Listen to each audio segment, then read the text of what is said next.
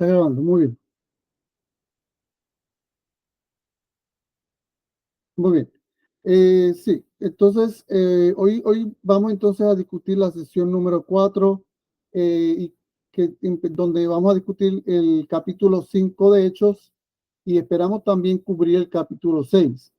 Así que, bueno, hermanos, esto está tremendo. El libro de Hechos es un libro, como habíamos discutido antes, un libro interesantísimo. Habíamos discutido que el libro de Hechos fue escrito por Lucas. Lucas era gentil, era médico, y Hechos es la continuación del libro de Lucas.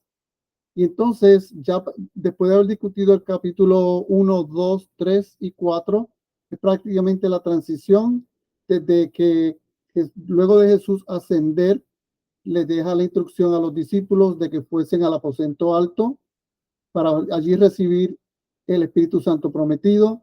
Recibieron el Espíritu Santo en el día de Pentecostés. Ahí se manifiesta el Espíritu Santo con poder, pero tienen una predicación importantísima y poderosísima, donde se convierten miles de personas. Y luego empieza entonces prácticamente la efervescencia del Evangelio, como la gente empieza a recibir a Jesús a través de un mensaje sumamente sencillo. El mensaje era simplemente, el mensaje a los judíos era: ustedes lo mataron, arrepiéntanse, Jesús es el Mesías, él murió y resucitó, deben recibirlo y entender que él es el Mesías. Recíbanlo y serán salvos. Era un mensaje muy sencillo en aquel entonces. Y que quede claro, estos primeros capítulos está prácticamente relatando lo que está ocurriendo, lo que el Espíritu Santo está haciendo a través de la iglesia. Y así como habíamos discutido, el libro de Hechos también se puede llamar Hechos del Espíritu Santo, porque aparte de Hechos de los Apóstoles, que es como originalmente se llama, lo que vamos a ver continuamente a través del libro de Hechos es qué hace el Espíritu Santo con los apóstoles, con los discípulos y con la iglesia en general. ¿Así? Así que bueno, el capítulo 4, ¿cómo termina? Dice aquí, Hechos 4:32. Todos los creyentes estaban unidos de corazón y en espíritu, consideraban que sus posesiones no eran propias, así que compartían todo lo que tenían. Recuerdan como en la clase pasada aclaramos que lo que ocurrió en ese momento no tenía nada que ver con el comunismo, ¿ok?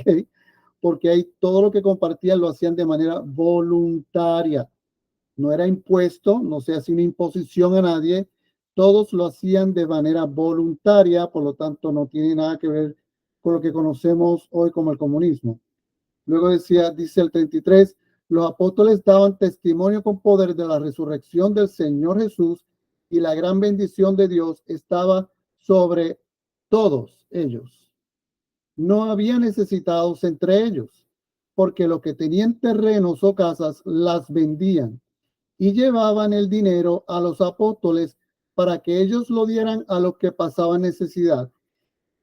Y hermano, tiene que quedar muy claro que aquí en ningún momento dice que a ellos se les obligaba a vender los terrenos. En aquel entonces había otra cosa diferente al comunismo, es que sí había propiedad privada, ellos vendían sus propiedades. Nadie, ningún apóstol obligaba a nadie a vender sus propiedades y dar el dinero. Eso tiene que quedar claro. Ellos lo hacían simplemente por corazones generosos, deseosos de bendecir a otros. No había ninguna otra motivación que no fuese el de dar, bendecir a otros. No había ninguna obligación, ¿verdad? Eso debe quedar claro.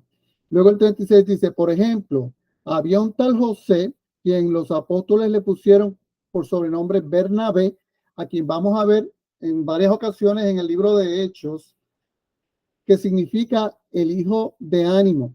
Él pertenecía a la tribu de Leví y era oriundo de la isla de Chipre. Una de las cosas que siempre hemos recalcado en el libro de Hechos es que lo que empezamos cuando vieron la clase introductoria, donde empezamos a definir lo que era un judío prosélito, lo que era un judío nacido en Jerusalén, y muchos de ellos de los que vemos aquí algunos son prosélitos que no hablan el hebreo o el arameo, sino que hablan griego u otros idiomas. Este es el caso de Bernabé, quien sí nació judío, era directamente la tribu de Leví y oriundo de la isla de Chipre. Y fíjense que dice aquí que vendió un campo que tenía y llevó el dinero a los apóstoles. Hermano, tiene que dar claro lo que ocurrió aquí con Bernabé. Bernabé hizo esto y obviamente, volvemos a recalcar, todo esto fue de manera voluntaria. Aquí no se obligó a nadie a vender terreno y a dar el dinero a los apóstoles. De hecho, dice que en ocasiones daban todo el dinero, pero no dice aquí claramente si algunos vendían y daban todo el dinero o puede que algunos dieran parte del dinero, no se sabe, pero sí se sabe que se hacía de manera voluntaria. ¿Ok? Muy bien, ya estamos listos para el capítulo 5. Muy bien.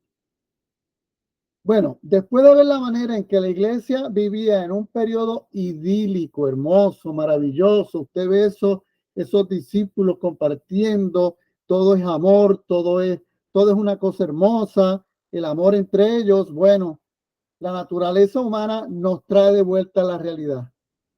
Y aquí vamos al famoso capítulo 5 de Hechos, donde ocurre un hecho muy, muy, muy lamentable, pero que es muy necesario verlo porque es indispensable dentro de lo que está ocurriendo aquí en la iglesia primitiva. Bueno, empezamos con el capítulo 5. Dice, había cierto hombre llamado Ananías, quien junto a su esposa, Zafira, vendió una propiedad. Muy bien, así que eso era algo que ya se estaba haciendo entre los creyentes de aquel entonces. Pero ¿qué hizo Ananías y Zafira? Llevo solo una parte del dinero. Ok, eso está bien, lleva parte del dinero. Pero el problema es lo que ocurrió después. Dice, llevó parte del dinero a los apóstoles, pero afirmó que era la suma total de la venta. Ahí estamos en el punto clave importante. Si ellos, probablemente, si Ananías y Zafira hubiesen vendido la propiedad y hubiesen sido honestos, y hubiesen dicho, aquí les entrego una parte del dinero de la propiedad que vendimos, pues miren, no iba a haber ningún problema, porque quiero que sepan que el problema aquí fue la mentira. Ese fue el problema, la mentira y el engaño. Ellos afirmaron que esa era supuestamente la suma total de la venta. Con el consentimiento de su esposa, se quedó con el resto. Bueno, aquí viene la pregunta. ¿Por qué hicieron esto? ¿Por qué hicieron esto? Bueno, hay quien dice, bueno, probablemente querían aparentar. ¿Qué usted cree? ¿Qué usted cree? ¿Por qué usted cree que ellos hicieron eso? Pues yo creo que cuando tuvieron todo el dinero en la mano les dolió ya entregarlo todo. Sí, porque una cosa es, una vez que lo vendas, tienes el dinero en la mano, te duele, ok, pero vuelvo y digo, no había problema con entregar parte del dinero si hubiesen sido honestos, porque fíjense que el caso de Bernabé lo entregó todo, así que ya habían habido un precedente, pero ¿qué pasa? Que ellos probablemente querían impresionar. ¿Usted cree? ¿Qué los motivó a ellos a hacer lo que hicieron?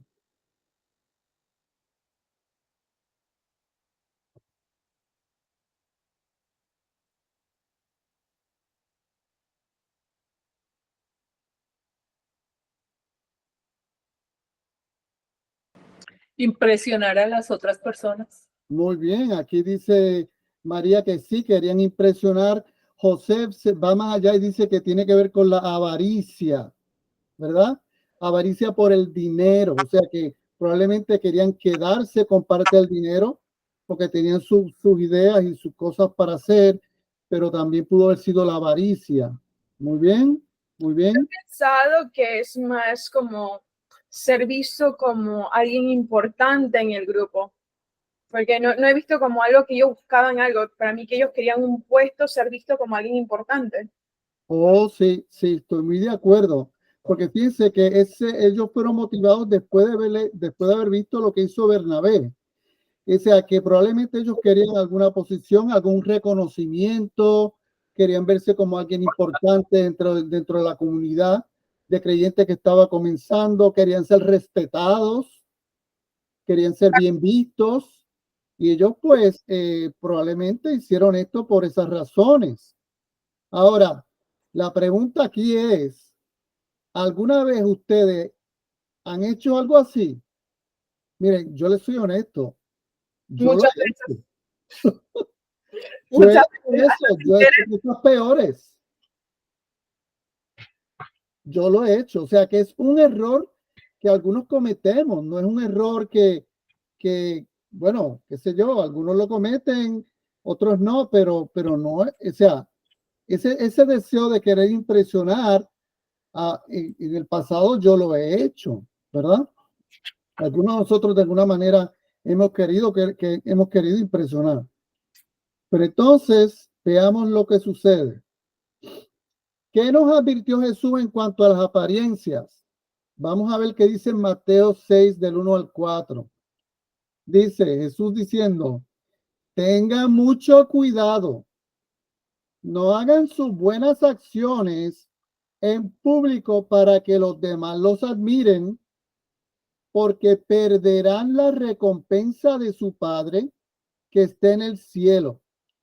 Cuando les des a alguien que pasa necesidad, no hagas lo que hacen los hipócritas, que tocan la trompeta en las sinagogas y en las calles para llamar la atención en sus actos de caridad.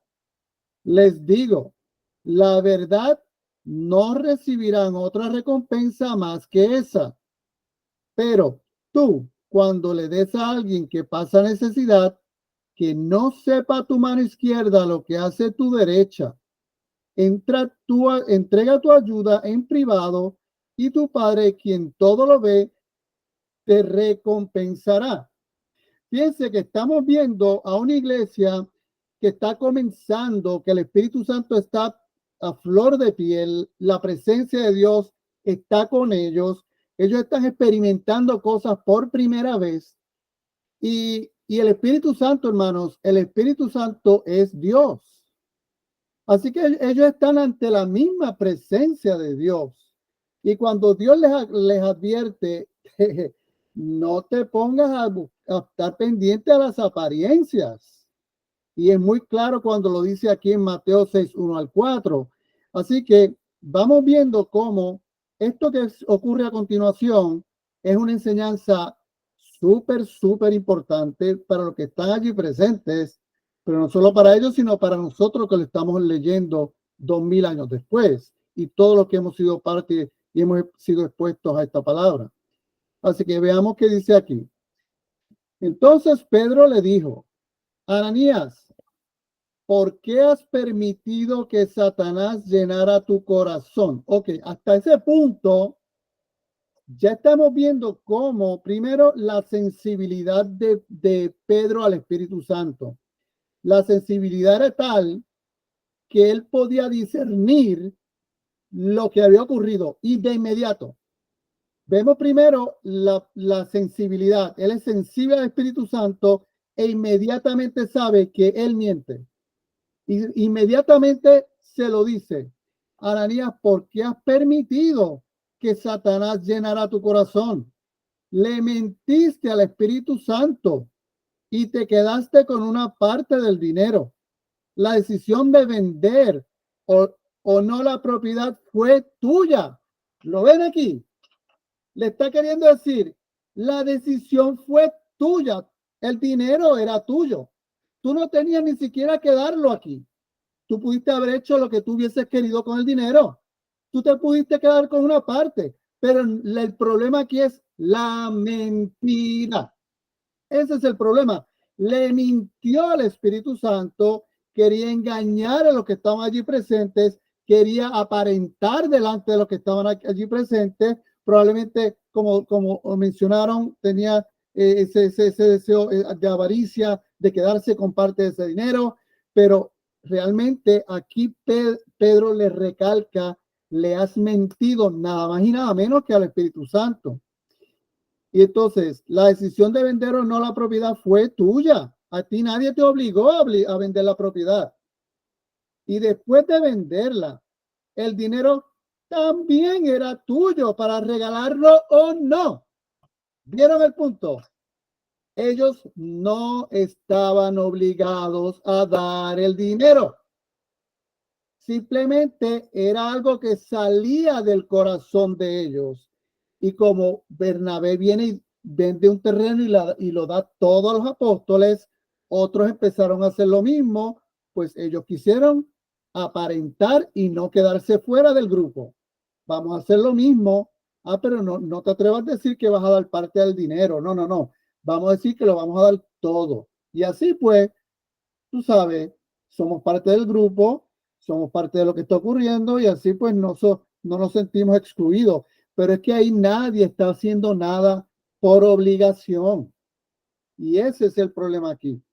¿Cómo pudiste hacer algo así? No nos mentiste a nosotros, sino a Dios. ¿Ven?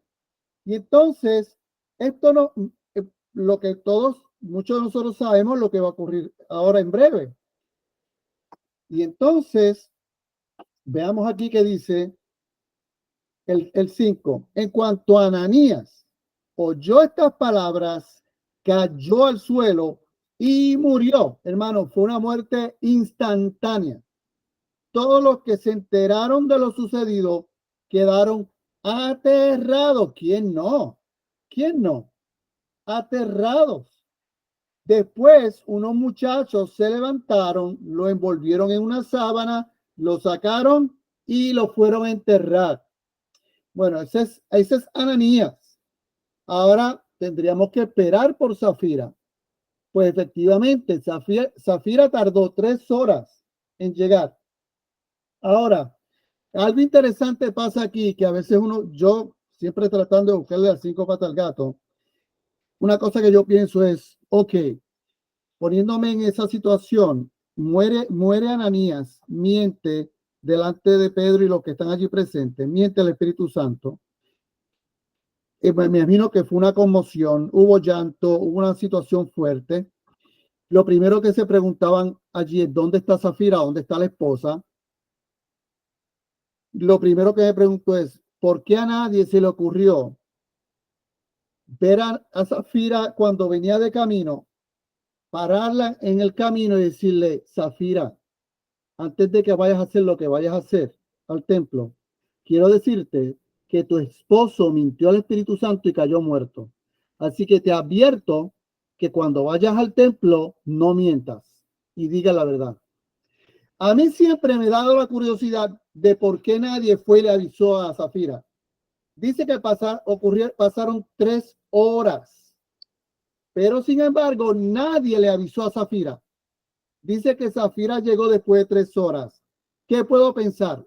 Yo puedo pensar que el temor de Dios, cuando la gente vio eso, fue tal que ellos dijeron, no, yo no me meto en ese asunto. Ese asunto es de Ananías, ese asunto es de Zafira. Oro a Dios que no se le ocurra hacer lo que hizo el esposo cuando venga, pero yo no me atrevo a intervenir.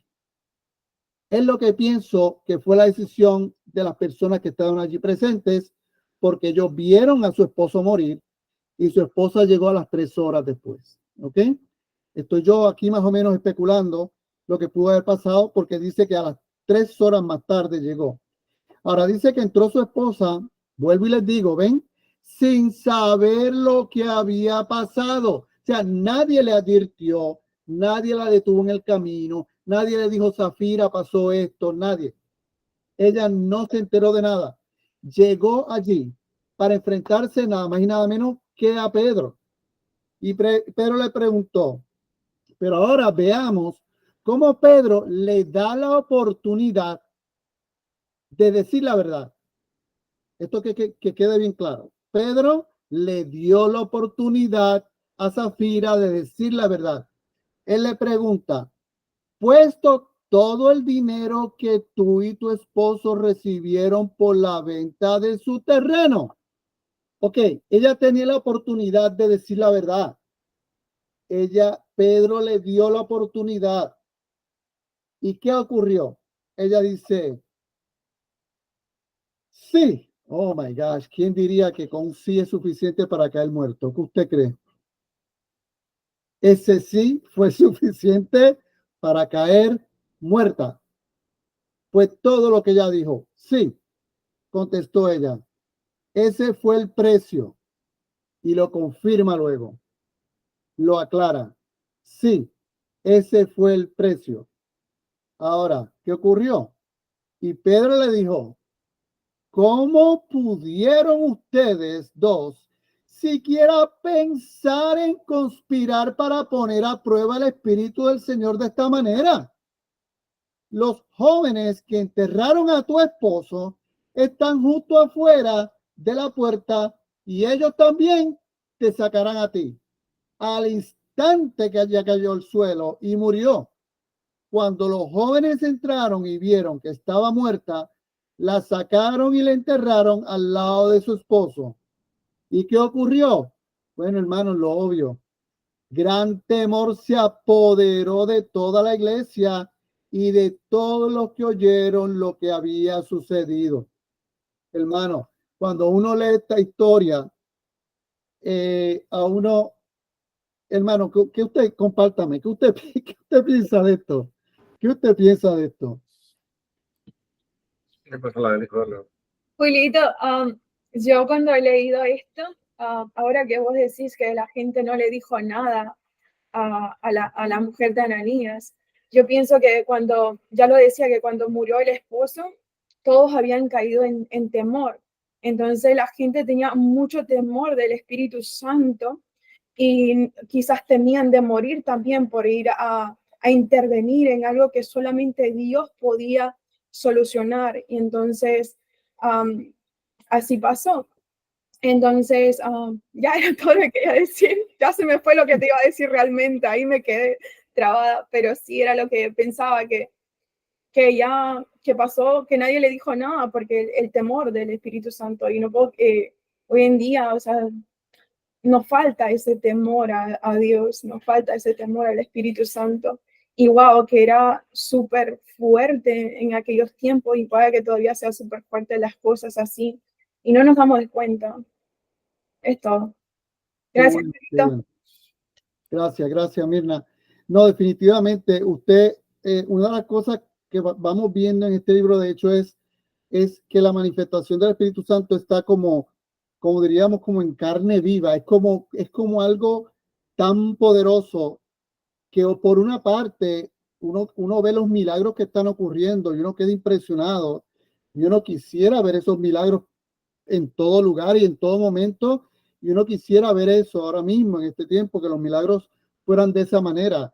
Pero por otra parte, esa es el área donde uno dice, wow, pero a la vez que hay, la presencia de Dios es tal, también por otro lado, hay que entender que Dios es santo y y la santidad de Dios a través del Espíritu Santo es sumamente palpable en este tiempo y en este momento. O sea, la santidad, el poder, el poder de Dios es impresionante. Entonces, eso me obliga a consultar la palabra en dos ocasiones donde la humanidad o el ser humano fue expuesto de una manera palpable al poder de Dios, ¿ok? Y vamos a ver qué ocurre en esos momentos donde la humanidad es, es expuesta al poder vivo, la manifestación poderosa de Dios, ¿verdad? Y eso lo vamos a ver en el libro perdón, antes de eso vamos a ver preguntas que podemos hacernos cuando vemos esto. ¿No había sido el Espíritu Santo muy duro con Ananías y Zafira? Bueno, ¿por qué preguntamos esto, hermano? Bueno, porque algunos de nosotros, yo personalmente, he hecho cosas que yo consideraría peores que lo que hizo Ananías y Zafira. Y mírenme, estoy vivito y coleando. O sea, cuando nosotros vemos lo que hicieron Ananías y Zafira, uno dice, pero es que tantos hemos hecho cosas iguales y no hemos caído muertos, ¿verdad? Dice aquí, ¿quién en algún otro momento ha tratado de parecer más generoso, espiritual que los demás? Hermano, yo he pasado por eso. Ya me he arrepentido y ya yo he aprendido mucho de esas lecciones de mi pasado. Pero en el pasado, en mis primeros caminar, cuando empecé a caminar con el Señor, y yo miraba para el lado y yo quería ser espiritual también. Yo veía que el hermano espiritual y yo veía cómo oraba y yo quería orar como ella y me prendía la manera en que lloraba para poder sonar espiritual también. O sea que nosotros en nuestro caminar con el Señor pasamos por esos periodos. Pasamos por periodos donde queremos ser espirituales y a veces cometemos esos errores y no caí muerto. Entonces dice aquí, ¿quién no ha dicho una que otra mentirita blanca? Piadoso. Un montón, un montón. Bendito. Gracias ¿Quién no ha dicho una mentirita blanca? Y honestamente, Blanca, gris, amarilla, roja. Mire, una manera que yo podría interpretar lo que pasó con Ananías y Zafira es la siguiente. Pedro confronta a Ananías y le dice, mira, ¿por qué tú dices que entregaste todo el dinero? Y cuando Pedro me lo dice y me dice, quizá Pedro me hubiese dicho, Julio, ¿estás seguro que tú entregaste todo el dinero? Y cuando yo veo que Pedro hubiese dicho así, yo hubiese dicho, pues fíjate, no. Y ahí me hubiese arrepentido o sea, no hubiese sido confrontado quizá de la manera que lo hizo Pedro. Y quizá, ¿sabes? Uno lo hubiese buscado la manera tú sabes, de esquivarlo, pero no, ahí fue directo. Y eso me recuerda mucho cuando la palabra dice que tú sí sea sí y que tú no sea no, ¿verdad? Entonces, me hace sí, pensar en esos momentos que a veces uno pretende ante los demás haber entregado todo, nuestro corazón, nuestras vidas, nuestras luchas, pretendemos muchas veces, y lo digo porque a mí me ha pasado tantas veces desde que conocí al Señor, muchas veces he tenido que pretender, no es que he tenido, sino yo misma lo he hecho, como pretender que realmente lo he entregado todo, cuando realmente llego a mi casa y digo, espérate, todavía no he entregado estas cosas. Y uno se cree a veces más espiritual, uno piensa que los demás te va a ver como más entregado a Dios, cuando en realidad, o sea, te falta un montón. sí, Más como entregar el corazón. definitivamente. Una de las cosas que compartía el pastor Drew cuando comparte esta enseñanza es algo interesante. Él dice que tenemos que estar conscientes que la muerte en el tiempo de Cristo era ganancia. O sea, los creyentes sí tuvieron sí, obviamente tú tienes temor cuando ves que alguien cae muerto después de haber mentido, pero la muerte no era vista como algo obviamente no es algo definitivo. Y que el pastor Drew mencionaba que probablemente el Espíritu Santo prefirió llevárselos primero para darle una enseñanza a los que estaban allí presentes y entender que se debía respetar la presencia de Dios y respetar a Dios, porque ya no estaban en un lugar como acostumbraban ser los fariseos, que los fariseos eran hipócritas y ellos estaban ahora como parte de esta nueva iglesia que iba a ser una iglesia llena del Espíritu Santo, llena de Dios, y las cosas debían ser hechas tal y como Dios manda. Así que pudo haber sido ese momento donde Dios decide llevárselos, punto. Entonces, este incidente nos hace a Dios parecer muy duro. ¿Dónde está la gracia, el amor y la misericordia? ¿Qué usted cree? ¿Por qué no tuvo el Espíritu Santo misericordia, gracia en ese momento y les perdonó a Ananías y Zafira ese pecado? Pienso que la gracia ya se le había dado al preguntarles, como darle la oportunidad a que ellos dijeran, no lo hice bien, o pidieran perdón en el momento, pero ellos no se arrepintieron. O sea, ahí estaba la gracia, la oportunidad. Muy bien, estoy muy de acuerdo. Julio, Sí, pienso yo que la palabra lo dice, ¿no? Que el principio de la sabiduría es el temor al Señor. ujú, Y yo pienso que, sabiendo que en ese momento que el Espíritu Santo estaba, ellos no tuvieron ese temor a Dios y se apropiaron de las cosas pensando que el Señor no se iba a dar cuenta.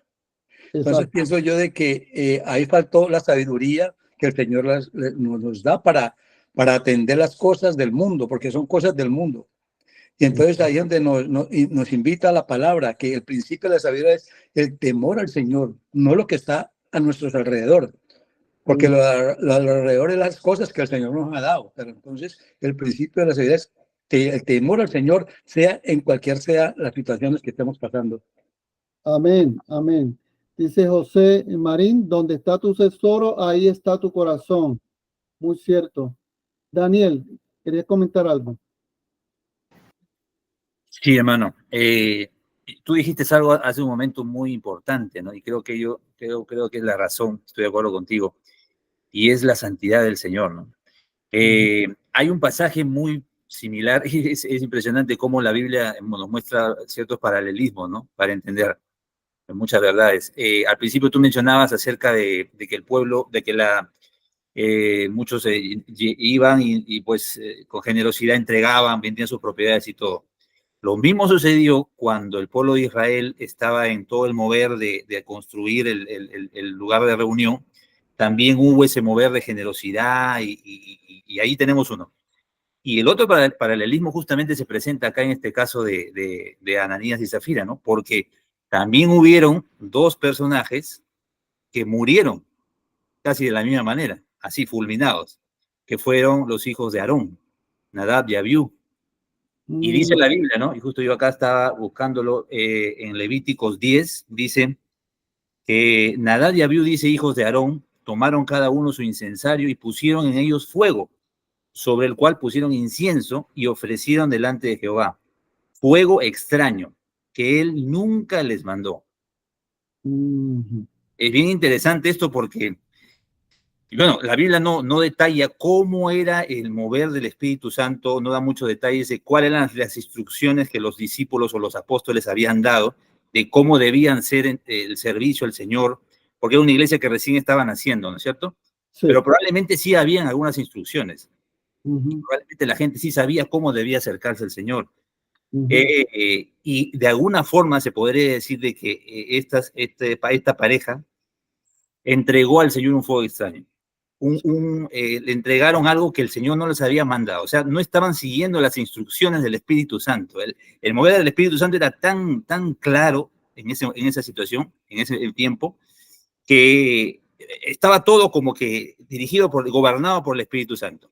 Sí. Sin embargo, ellos no lo hicieron con buen corazón, no lo hicieron a la manera de Dios, y es lo que pues también nos pasa muchas veces, ¿no? No le entregamos nuestro servicio al Señor como Él nos manda que tenemos que hacerlo, ¿no?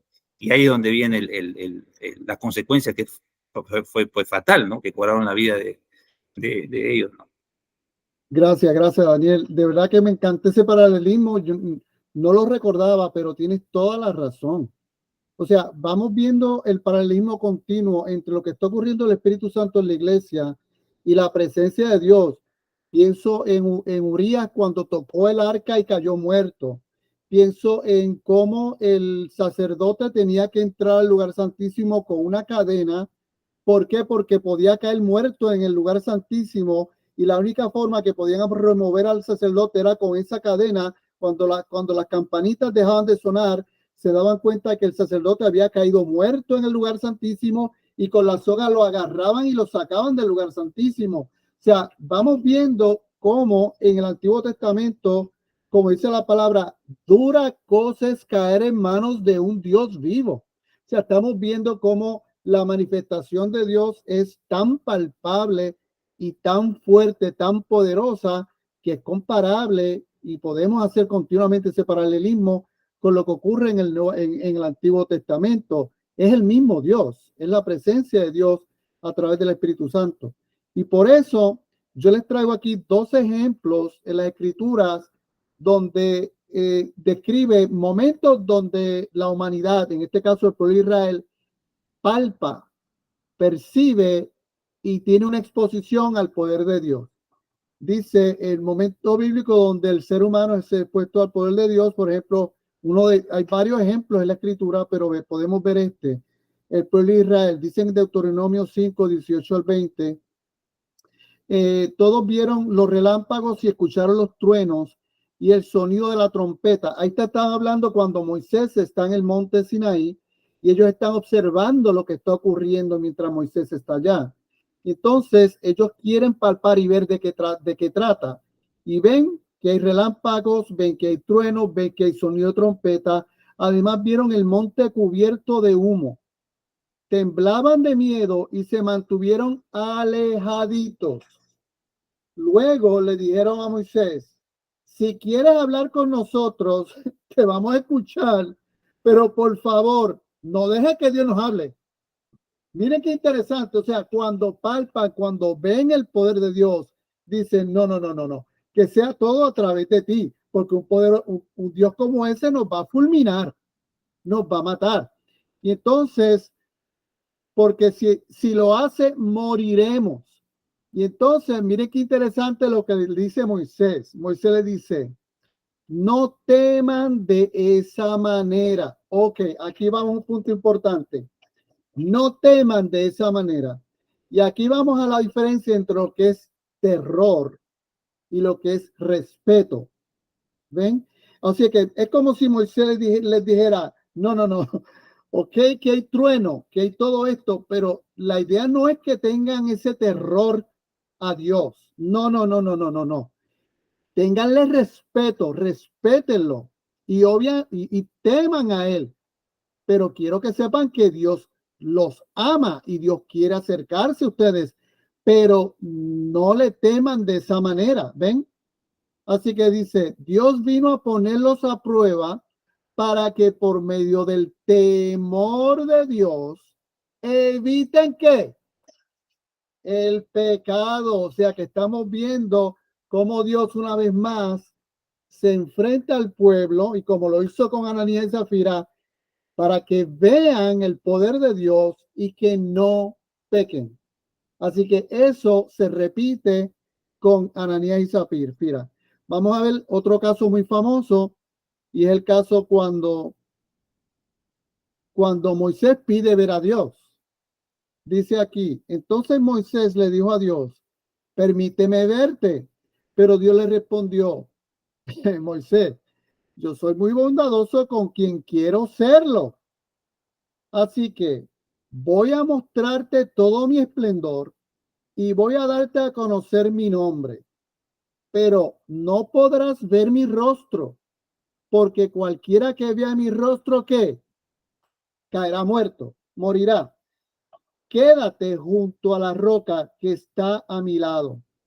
Cuando pase yo delante de ti, te colocaré en un hueco de la roca y te taparé los ojos con mi mano hasta que haya pasado.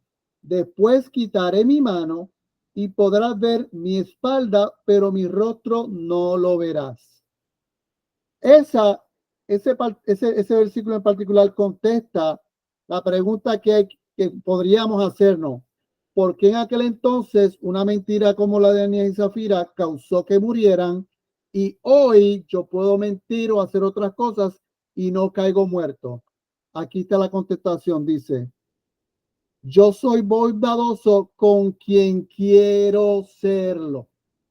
Así que en aquel entonces había un propósito. Dios se tenía que glorificar. Dios tenía una enseñanza que dar a ese pueblo que estaba palpando la presencia de Dios. Hoy yo no tengo la experiencia que tuvieron ellos en aquel entonces. No estoy palpando la presencia de Dios y el poder de Dios como lo vieron ellos.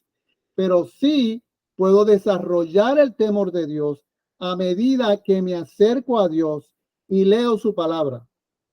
El hecho que estoy leyendo su palabra me hace acercarme a Dios con temor, pero no con el temor de que voy a caer muerto si cometo un pecado como ese. No, porque claramente dice la palabra que abogado tenemos a Jesús, que es nuestro abogado y a quien tenemos que acudir cuando nosotros estemos en situaciones donde necesitamos presencia de Dios. Y ese continuo acercarme a Dios, el que me va a hacer desarrollar esa comunicación con Dios, pero también me va a desarrollar un respeto. y un temor al Señor a no pecar. O sea que esa relación se va a ir desarrollando en nosotros. En aquel entonces, Ananías y Zafira tuvieron su punto final. Hasta ahí les llegó la misericordia. Y a nosotros, cuando Dios quiera, nos llevará ante su presencia. Pero continuamente tenemos que entender que Dios es bondadoso y generoso con quien fuese. Fíjense cómo hizo con Moisés. A Moisés, mire con la ternura que lo trata. Le pone la manita. Ok, deja de ponerte la manita. Ok. No me vea, no me vea, no me vea, no me vea. ¡Pum! Ahora, o sea, ver la manera en que Dios trata con Moisés, la manera, el amor que tiene con él. Y de una vez le dice, mira, ok, yo sé que el pueblo está aterrado, pero por favor dile que no me teman de esa forma. No, simplemente tienen que entender que yo soy un Dios santo, punto. Yo soy un Dios santo. ¿Ok? Entonces, como resultado de lo que ocurrió con Ananías y Zafira, vamos a ver qué produjo eso. Cuando seguimos leyendo el libro de Hechos, dice, como resultado de lo que ocurrió con Ananías y Zafira, el pueblo de Dios renovó su compromiso de vivir vidas santas. Y los apóstoles pudieron realizar más milagros. Mire qué interesante. Fíjense qué interesante. Ocurre lo de Ananías y Zafira. Hay temor de Dios. Y eso provocó que hubieran aún más milagros y un compromiso de vivir vidas más santas. Y ocurrieron más señales y más maravillas. Muchos creyeron en el Señor y fueron añadidos. Mire qué interesante. ¿Quién diría? Cualquiera diría, wow, espérate, yo no voy a seguir con esa gente porque esa gente con una mentira que tú digas vas a caer muerto. No, ocurrió todo lo contrario. Dice que muchos empezaron a creer en el Señor y muchos fueron añadidos. Piénselo, ¿quién se atrevería a pecar después de ver caer muertos a Ananías y Zafira? No, no te atreverías a hacerlo. Sin embargo, eso produjo aún temor de Dios, pero produjo que aún el evangelio creciera aún más. Miren qué interesante. Ahora, seguimos aquí. Dice, los apóstoles sanaban mucho. En el 12, los apóstoles hacían muchas señales milagrosas. Esto confirma lo que les acabo de decir. O sea, no es que ocurrió el hecho, la desgracia de Ananías y Zafira. Todo el mundo se fue a su casa con temor de decir la mentirita más sencilla y no. Al contrario, los apóstoles hacían muchas señales milagrosas y maravillas entre la gente. Todos los creyentes se reunían con frecuencia en el templo, en el área conocida como el Pórtico de Salomón. Quiero que entiendan, así como les dije anteriormente, recuérdense que el segundo templo de Herodes tenía el lugar santísimo, el lugar santo, tenía los atrios y un poquito fuera del atrio estaba lo que le llamaban el Pórtico de Salomón. Así que un dato interesante es que están ocurriendo milagros cerca del templo. O sea, los apóstoles se reúnen cerca del templo y cerca del templo empieza a hacer maravillas y milagros, justamente cerca de donde precisamente los sacerdotes le habían instruido que no querían que hablaran en el nombre de Jesús. Y ellos continuaban al ladito allí. Eso, el Pórtico de Salomón es cerca allí del templo. Pero nadie se atrevía a unirse a ellos, aunque toda la gente le tenía en alta estima. Otra cosa que vamos viendo aquí, hermanos, ya los apóstoles empiezan primero dice que nadie más se atrevió a unirse a ellos. ¿Por qué usted cree que no se querían unirse a ellos? Bueno, hermano, la responsabilidad que tenían en sus hombros era muy grande y la gente ya estaba empezando a notarla. Oh, wow, estos 12 apóstoles están llevando este evangelio, Dios les está usando en milagros y maravillas, pero están ante un Dios santo, un Dios que si tú le mientes te caes muerto. No. O sea, no hubo ahí gente que estaban, ay, yo quiero ser apóstol, yo. No. Todo lo contrario, era como que le tenían respeto a esa posición y a la responsabilidad que conllevaba ser apóstol. Así que no se atrevían mucho a unirse a ellos, aunque toda la gente les tenía en alta estima. Sin embargo, cada vez más personas, multitudes de hombres y mujeres, creían y se acercaban al Señor. Como resultado del trabajo de los apóstoles, la gente sacaba a los enfermos a las calles, hermano, y aquí vamos a ver una evidencia cuando Jesús les dice, cosas mayores que yo, ustedes harán. Veamos la evidencia clara aquí.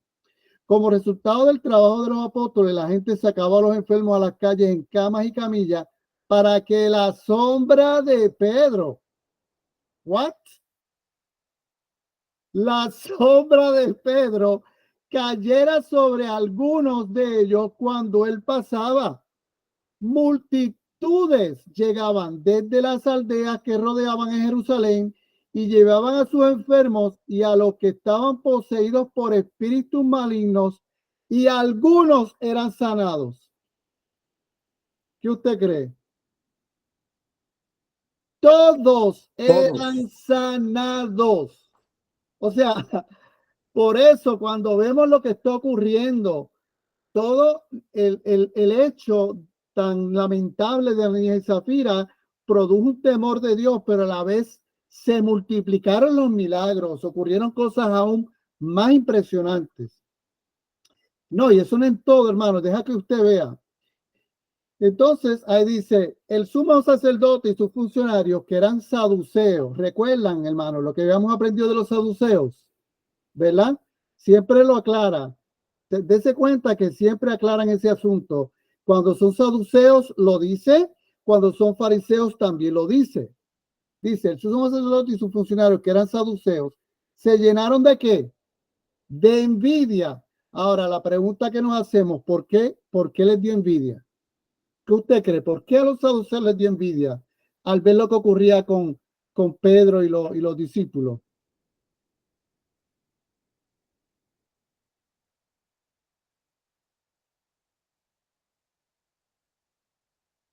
¿Qué era lo que ellos le envidiaban a los discípulos?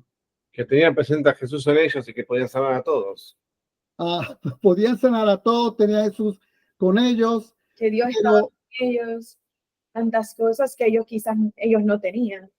ajá, ellos no tenían ese poder de convocatoria, ellos no lo tenían, ellos no podían atraer gente como lo estaban haciendo los discípulos, ellos estaban ganándose la estima que ellos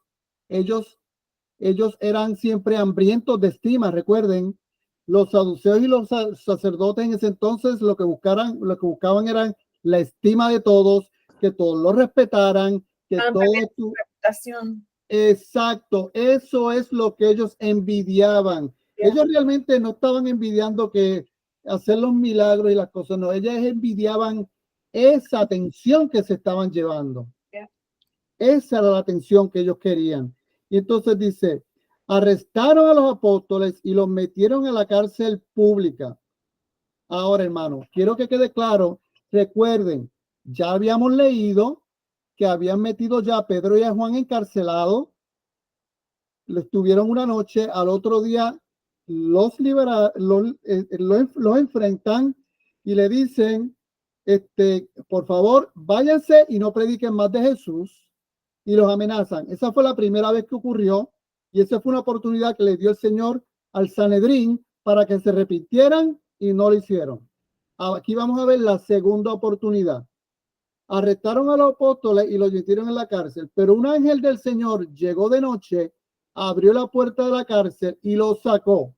Luego les dijo, vayan al templo y denle a la gente este mensaje de vida. No, hermano, no, hermano, no, hermano. Usted va a ver lo que pasa con Pedro y los apóstoles. Pero cuando usted ve que un ángel los saca de la cárcel y les da unas instrucciones claras, vayan al templo, no le dijo, vayan al pueblo, vayan a los caminos, vayan, no, fue específica, vayan al templo y denle a la gente este mensaje de vida. Es porque había un propósito en medio de esa instrucción que vamos a ver en breve. Así que al amanecer los apóstoles entraron en el templo, como se les había dicho, y comenzaron a enseñar de inmediato, sin ninguna vacilación. ¡Bum! Empezaron a enseñar. Cuando llegaron el sumo sacerdote y sus funcionarios, convocaron al Concilio Supremo, es decir, a toda la asamblea de los ancianos de Israel. Fíjense que prácticamente esto fue una provocación directa al Sanedrín. Fue una provocación. Y la provocación trajo que hicieran una reunión para que estuviera ahora todo el Concilio Supremo. Veámoslo de esta forma, lo puedes ver de esta forma. Vamos a darle la oportunidad al Concilio Supremo de arrepentirse. ¿Cómo lo vamos a hacer? Pan, lo saca de la cárcel. Muchachos, váyanse al templo mañana a predicar. Prediquen y esto va a provocar al concilio. El concilio los va a arrestar de nuevo y ustedes le van a traer el evangelio. Veámoslo como una oportunidad que el Señor le sigue dando al Sanedrín. Y dice, comenzaron a enseñar de inmediato, convocaron al Concilio Supremo, es decir, a toda la asamblea de los ancianos de Israel, luego mandaron a sacar a los apóstoles de la cárcel para llevarlos a juicio. O sea que ya esto era de esperarse. Ellos sabían que de predicar a Cristo y sobre todo en el templo, algo iba a hacer, algo iban a hacer. Y esto no era extraño para ellos lo esperaban. Ahora dice el 22, pero cuando los guardias del templo llegaron a la cárcel, los hombres ya no estaban. Entonces regresaron al concilio y dieron el siguiente informe. La cárcel estaba bien cerradita, los guardias estaban afuera en sus puestos, pero cuando abrimos las puertas no había nadie. Cuando el capitán de la guardia del templo y los sacerdotes principales oyeron esto, quedaron perplejos y se preguntaban, pero ¿en qué iba a terminar este asunto entonces? Entonces alguien llegó con noticias sorprendentes. Los hombres que ustedes metieron a la cárcel están en el templo enseñando a la gente. O sea, esto es hasta gracioso. Esto es hasta risible. O sea, mira, quiero que sepan que los hombres que ustedes metieron en la cárcel, ¿cuáles? Sí, los apóstoles. ¿Saben qué? Ahora están allá afuera predicando el evangelio. ¿Qué? No, eso tiene que haber sido, eso fue bueno, yo no sé cómo verlo, es porque de verdad que lo que da es gracia. ¿Cómo que los hombres que metimos a la cárcel ahora están predicando a la gente? ¿Pero cómo? Entonces, aquí vemos la reacción. El capitán fue con los guardias del templo y arrestó a los apóstoles. Ajá, pero no los arrestó con violencia. ¿Cómo dice que los arrestaron?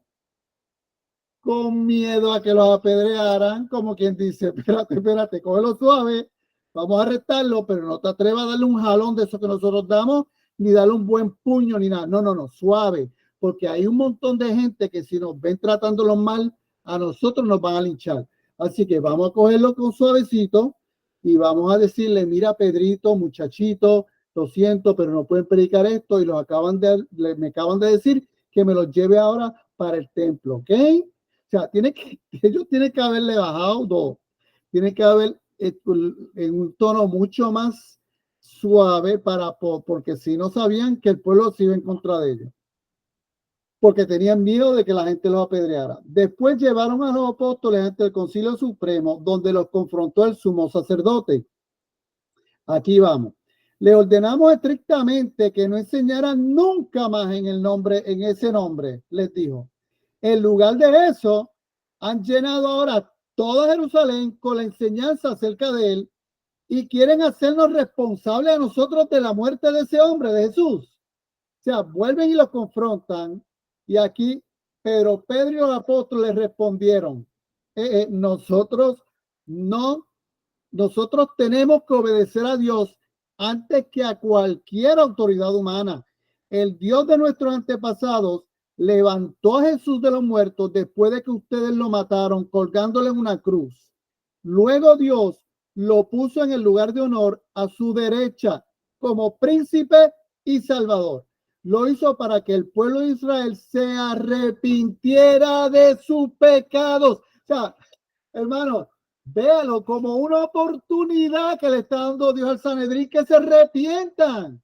Segunda oportunidad. Pedro la primera entre el Sanedrín, ahora deciden llamar al Consejo Supremo y vuelve y le trae el mismo mensaje de salvación para que se arrepintieran. Luego Dios me perdí. Nosotros somos testigos de estas cosas y también lo es el Espíritu Santo dado por Dios a todos los que le obedecen. ¿Vieron claro? El Espíritu Santo es dado a todos los que le obedecen.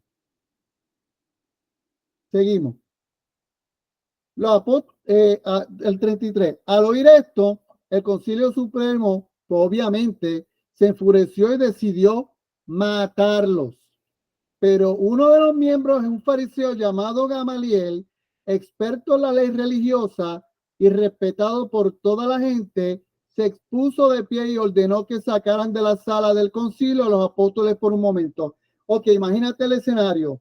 Está Pedro, están confrontando al Sanedrín y de pronto ellos se enfurecen, aprietan los dientes y dicen, vamos a matar a esta gente, se acabó, no podemos más, tenemos que matarlo. Y de pronto sale Gamaliel.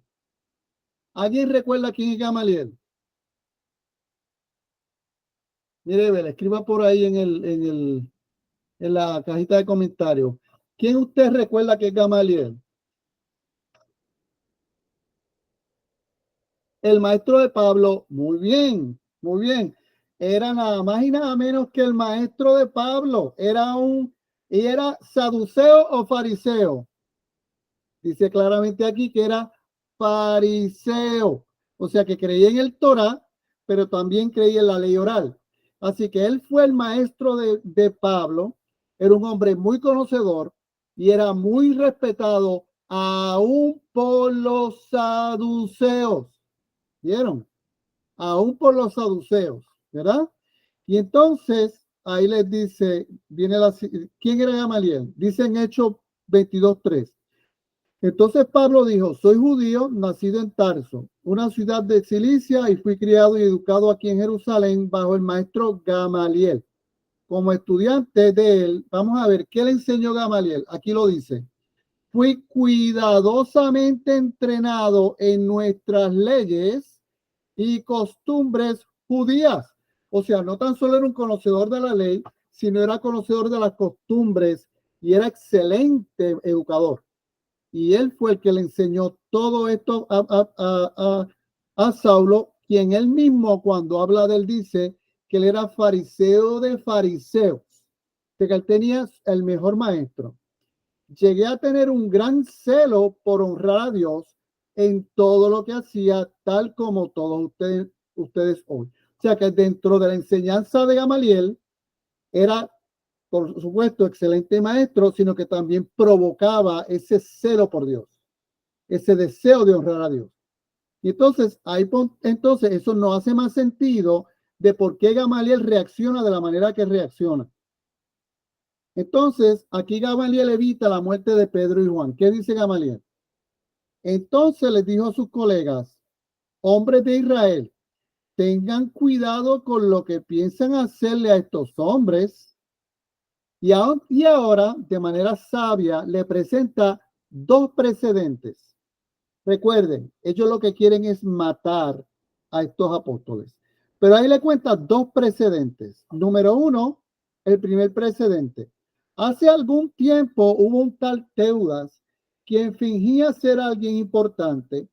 Unas 400 personas se le unieron, pero a él lo mataron y todos sus seguidores se fueron cada cual por su camino.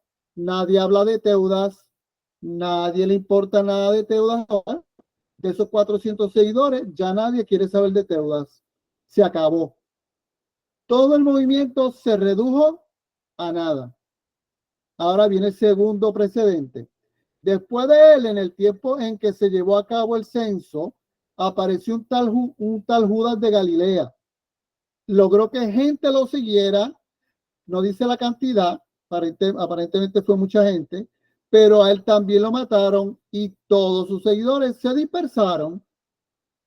Así que mi consejo es que, muchachos, dejen a esos hombres en paz.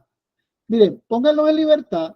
Si ellos están planeando y actuando por sí solos, bueno, pues pronto su movimiento se va a caer. Pero si es de Dios, ustedes no podrán detenerlos. Tal vez hasta se encuentre peleando contra Dios. Y de aquí sale ese dicho muy conocido que lo que es de Dios permanece y lo que no se desvanece. O sea que es un dicho muy, muy común, queriendo decir Gamaliel, miren, si esto es de Dios, esto no hay quien lo detenga. Así que tengan cuidado con esos hombres, pónganlos en libertad y no nos encontramos peleando contra Dios. Y de hecho, cuando usted ve este comentario de Gamaliel, está infiriendo que ellos sí fueron responsables de la muerte de Jesús y que sí probablemente puede ser el Mesías. O sea que él sí lo está infiriendo, porque le está diciendo, puede ser que lo que ellos digan tenga razón. Y puede ser que ellos tienen razón con que nosotros matamos al Mesías. Eso está entre líneas, detrás de lo que le está diciendo a los líderes. Pedro y Juan no son intimidados. Los otros miembros aceptaron su consejo, o sea que estuvieron de acuerdo con Gamaliel, llamaron a los apóstoles y mandaron que los azotaran. Ahora, hermano, páralo ahí.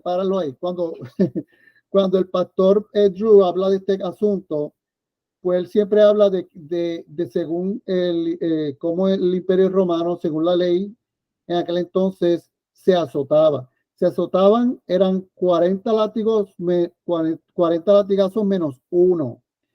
Y regularmente se latigaba 39 veces, porque casi siempre cuando latigaban 40, la persona terminaba muriendo. Así que le decían 40 menos 1. Así que a estos apóstoles probablemente le dieron 39 latigazos, según la ley que estipulaba en ese entonces. Así que los terminaron latigando y los amenazaron con que no volvieran a predicar el evangelio. Ahora, hermano, fíjense la actitud de ellos. Yo siempre vacilo sobre ese momento. Yo recuerdo una vez que tuve la oportunidad de compartir en un servicio los martes, y yo empezaba a interpretar cómo pudo haber sido ese momento donde ellos salen con la espalda en carne viva, y yo me lo imagino a ellos después de haberlo latigado, ellos mirándose uno al otro. Oh, wow, mira cómo te dejaron a ti. Mira, tienes eso ahí. Ay, no. Mira, se te está saliendo el pellejo. ¿Y yo cómo estoy? Oh, wow, tú estás peor. Mira cómo tú estás. Ah, no. Muchachos, ¿saben qué? Esto está muy fuerte. ¿Saben qué? No vamos a predicar el evangelio porque nos van a seguir latigando. ¿Qué va a pasar? Esto duele demasiado. Ahora mismo yo no me puedo ni sentar. ¿Qué hacemos, muchachos? Vámonos, no volvemos a predicar, ¿verdad? ¿Qué tú crees, Juan? Yeah, right. Ahora es que va a predicar. Y entonces eso lo que le hizo fue darle más fuerza, más ganas de predicar. Usted no puede creer algo así. Con esas espaldas en carne viva, ellos dicen, ahora es que vamos a predicar de lo lindo. Eso lo que hizo fue provocarles, y lo que le hizo fue salir con un gozo y con una risería de allí que no se podían ni contener. Dice aquí, luego les ordenaron que nunca más hablaran del nombre de Jesús y se pusieron en libertad. Los apóstoles salieron del Concilio Supremo con alegría.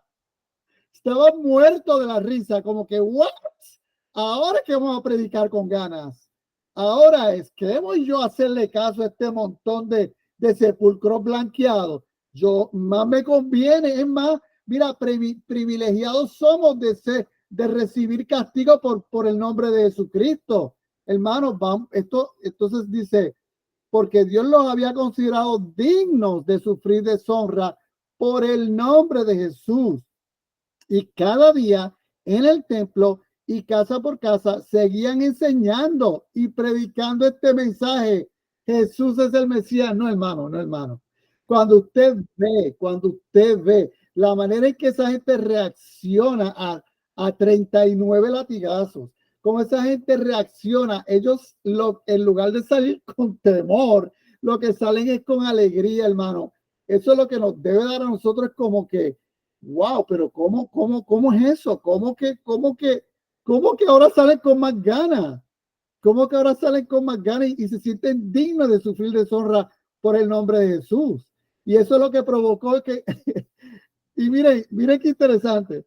Aquí no dice que se fueron casa por casa y no volvieron al templo. Cualquiera hubiese dicho, estos no vuelven para el templo. Después de esos latigazos, acá no los vas a ver. No, dice, y cada día, ¿dónde? En el templo. Y casa por casa seguían enseñando y predicando este mensaje. Jesús es el Mesías. No, hermano, no. No, de verdad que esto es una cosa espectacular. Hermano, ¿estamos listos para el 6? Vamos para el 6. Daniel, sí, Daniel, adelante.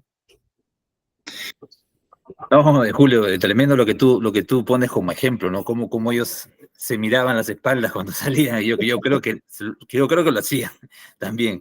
Pero ¿sabes qué? Se me viene a la mente cuando se lee esa parte donde dice que ellos se sentían dignos de sufrir, de sufrir por causa de Cristo. Creo que ellos también de alguna forma recordaron cómo su Señor también había sido azotado antes de ser crucificado y sintieron eso, ¿no? Sintieron eso de que, wow, hemos sufrido lo mismo que sufrió nuestro Señor, ahora sí somos realmente dignos de seguirlo, ¿no? Creo Wow. De verdad que sí, Daniel, porque ¿quién lo diría? El mismo que lo negó, ahora estaba recibiendo latigazos en su nombre. No. Eso tiene que haber sido para él como que, wow, ¿te acuerdas? ¿Ustedes se acuerdan aquellas 3 noches que nos sentamos a llorar porque habían matado al maestro? Y nosotros con miedo que nos mataran a nosotros. Y nosotros temorosos y no nos atrevíamos ni salir de donde estábamos encerrados. Y ahora nosotros estamos siendo latigados en el nombre de Jesús. No. Esto es otra cosa. Esto está espectacular. No. Y entonces, hermano, estamos listos ahora para el capítulo 6, el cual es cortito. Tiene creo que 15 versículos nada más. O 20, no sé. Pero entonces vamos a ver. Pero para dar una buena introducción a lo que ocurre ahora, vamos a ver lo siguiente. ¿Cuál era el status quo que imperaba en ese momento bíblico? Bueno, vamos a empezar con una palabra, status quo. ¿Alguien sabe lo que significa status quo? Status quo. ¿Qué significa status quo? ¿Alguien sabe? Estar como en una zona de confort. Muy bien, estar en una zona de confort. Muy bien. ¿Alguien más quiere opinar? ¿Qué es el status quo? Eso es un término que se usa mucho en política, a nivel social también. ¿Qué es status quo? Un área de confort.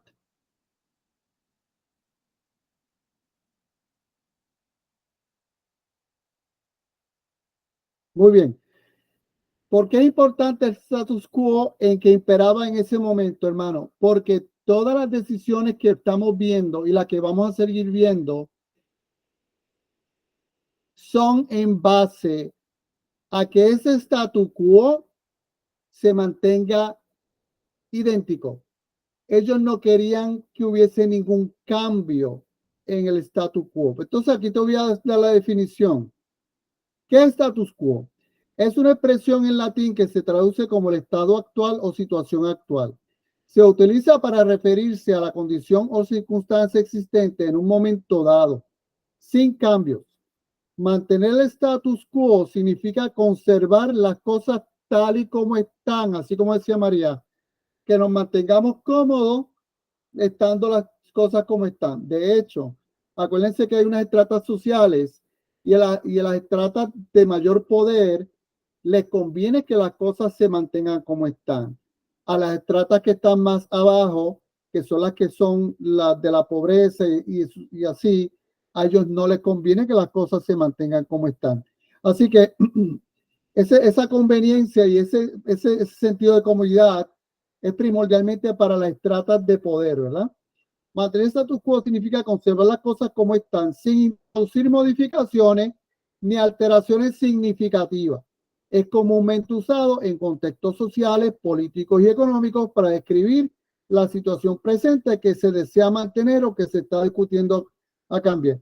Recuerden que la razón por matar a Jesús es que Jesús fue una amenaza al status quo. O sea, Jesús, su prédica, su manera de vivir, todo este montón de milagros que están ocurriendo son una amenaza al status quo, a lo que comúnmente está ocurriendo y es una amenaza a las estratas de poder que están en ese entonces. Así que vamos a ver, cuando Jesús predicaba el evangelio a principios del siglo I, el status quo se caracterizaba por varios elementos clave. Ahora vamos a ver cómo era lo que imperaba, el poder que imperaba en ese entonces. Muchos de esos ya todos los conocemos. Por ejemplo, la ocupación romana, la religión judía, donde Jesús realizó principalmente su ministerio, estaba bajo dominio romano. El imperio romano controlaba los aspectos políticos y económicos de la vida, imponiendo impuestos y manteniendo el orden a través de una red de líderes locales y soldados romanos. ¿Ok? Recuerden que a los judíos se le imponían impuestos. Una de las cosas que yo siempre me preguntaba cuando yo comencé a conocer del evangelio es ver acá y cómo esos judíos se atrevían a pedirle impuestos a ellos mismos, porque a lo que los romanos nombraban para pedir impuestos eran judíos. Por eso es que Mateo, que era recolector de impuestos, eran tan odiados por los judíos, porque era como que ¿qué tú haces siendo judío pidiendo a mi impuesto para los romanos? Pero entonces ahora vamos a ver por qué eso ocurría. Liderazgo religioso judío. El establecimiento religioso judío, en particular los fariseos, saduceos y el Sanedrín, el consejo gobernante judío, tenía un poder significativo. Estos grupos tenían diferentes interpretaciones de la ley y las tradiciones judías, pero colectivamente mantenían la autoridad religiosa sobre el pueblo judío. Sobre eso estamos claros. Prácticas y leyes religiosas. La vida religiosa judía estaba centrada en el templo de Jerusalén, hermano. Hermano, quiero que quede claro que el templo de Jerusalén es clave para establecer el status quo y para que los judíos se mantengan tranquilos y mantengan lo que tienen, ¿verdad? Así que el templo es indispensable y obviamente el templo es un punto bien delicado y lo van a ver que va a ser un punto bien delicado cuando algún apóstol es acusado frente al Sanedrín. Recuerden eso, el templo es un punto muy delicado, donde se realizaban sacrificios y se observaba rigurosamente la ley de Moisés. Los fariseos enfatizaban la estricta adherencia a la Torá y las tradiciones orales, mientras que los saduceos, más alineados con la clase sacerdotal, eran más conservadores en su interpretación. Eso ya lo vimos. Ahora, vamos a este punto importante, el lugar de adoración. El templo no fue construido por los judíos. Recordemos que en los tiempos de Jesús el que imperaba es el segundo templo construido por Herodes el Grande. Fue construido por Herodes con el propósito de complacer el creciente pueblo judío a cambio de beneficios económicos o impuestos y apoyo político. Debido a esto, los judíos se sentían comprometidos sabiendo que ante la menor provocación, los romanos podían privarles de la adoración y del uso del templo. Vamos viendo. Era un punto bien delicado para los judíos. No me toques el templo, porque si nosotros causamos o molestamos mucho a los romanos o no le damos el impuesto como debe, nos van a quitar el lugar de adoración. Nos van a quitar el templo. Esto se confirmó cuando el Imperio Romano decidió destruir el templo durante la rebelión judía en el año 70 después de Cristo. O sea que vemos cuán delicado era la tensión que ocurría allí. O sea, ellos pedían impuestos a los judíos y hacían que los mismos judíos pidieran los impuestos. ¿Y qué justificación tenían? Bendito, es que nos van a quitar el templo. Nosotros no teníamos ni los recursos para construir ese templo. Herodes lo construyó. Así que tenemos que estar, miren, teníamos que andar en ascuas con mucha delicadeza, porque si no, nos tumban el templo. Entonces, ¿qué ocurre aquí? Ante tal compromiso con el Imperio Romano, los judíos no escatimaban en nombrar a judíos para recolectar impuestos entre su propio pueblo con el fin de mantener su libertad de culto. Los saduceos, siendo los líderes intermediarios entre los romanos y los fariseos, ocupaban las posiciones de liderazgo en el sacerdocio y mantenían a los fariseos a raya, ya que estos últimos tenían más acceso al pueblo. ¿Van viendo? Ahora, ¿qué estrato social había? Pues la sociedad estaba altamente estratificada, con claras divisiones entre los ricos, los pobres, los poderosos y los desposeídos. La élite romana y los líderes judíos locales poseían la mayor parte del poder y la riqueza, mientras que la mayoría de la población vivía en relativa pobreza. O sea que había una estrata muy marcada. ¿Cómo desafiaba Jesús? ¿Cómo entonces Jesús y los discípulos, cada vez que predicaban y hacían milagros, por qué eso molestaba tanto a los sacerdotes? Esa es la pregunta que siempre nos hacemos. Ven acá, pero ¿qué le molesta a ellos tanto? ¿Por qué le molesta tanto que hagan milagros? ¿Por qué los quieren matar? ¿Por qué los quieren encarcelar? ¿Cuál es el problema? Ahora vamos a ver el problema. Cuando Jesús comenzó su ministerio, desafió muchos aspectos de este status quo. Predicó sobre el venidero reino de Dios, enfatizando el amor, la misericordia y el perdón sobre el legalismo estricto.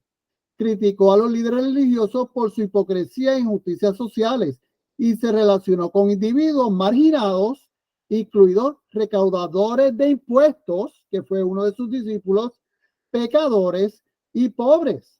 Sus enseñanzas y acciones a menudo lo pusieron en desacuerdo tanto con las autoridades judías como con los gobernantes romanos, lo que finalmente lo llevó a la crucifixión, ¿verdad? Y vemos cómo Jesús hizo en su ministerio unas cosas que eran consideradas muy delicadas y eran parte de su ministerio, pero que los mismos discípulos estaban aterrorizados por lo que hacía Jesús. En un momento cogió las mesas y las viró y empezó a latigar a todo el mundo. En otro momento dijo delante de ellos: este templo lo destruiré y en 3 días lo levantaré. Se refería a su cuerpo, pero en sentidos figurados. Pero también todos sabemos que eventualmente el templo se destruye. Cuarto, el templo ya no era necesario porque Jesús cumplió el propósito al morir en la cruz y resucitar. Así que el templo y todos los rituales ya eran completamente innecesarios. Así que para Dios, para Jesús, el templo era algo pasajero. Y eso, decírselo y comunicarlo a los discípulos o a los judíos de aquel entonces, no lo iban jamás a entender. Y ese era el punto de Jesús.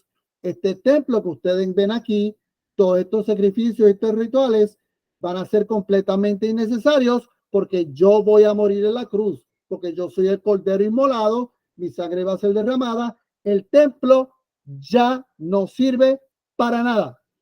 ¿Ok? Así que ese era el punto, porque Jesús estaba infiriendo en todo lo que hacía que el templo era innecesario.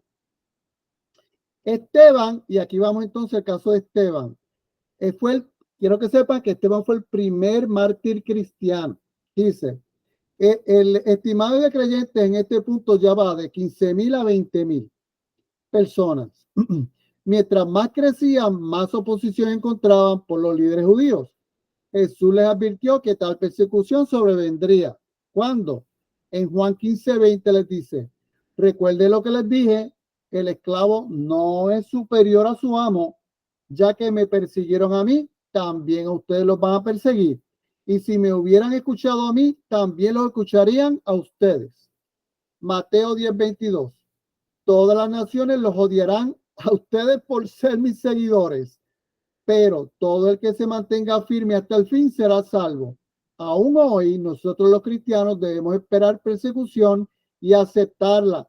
Veremos que la persecución no hiere a la iglesia, sino que le ayuda a crecer. De hecho, hermano, esta última oración no es parte del versículo, fue que eso era un comentario, así que para que quede claro. Esta última es un comentario de eso que acabamos de leer. Entonces, aquí vamos a Hechos capítulo 6. Esteban, el primer mártir cristiano. Al multiplicarse los creyentes rápidamente, hubo muestras de descontento. Los creyentes que hablaban griego se quejaban de los que hablaban hebreo, diciendo que sus viudas eran discriminadas en la distribución diaria de los alimentos. Aquí empezamos. Empezaron los problemas. Llega la iglesia primitiva. Ocurre lo de Ananías y Zafira.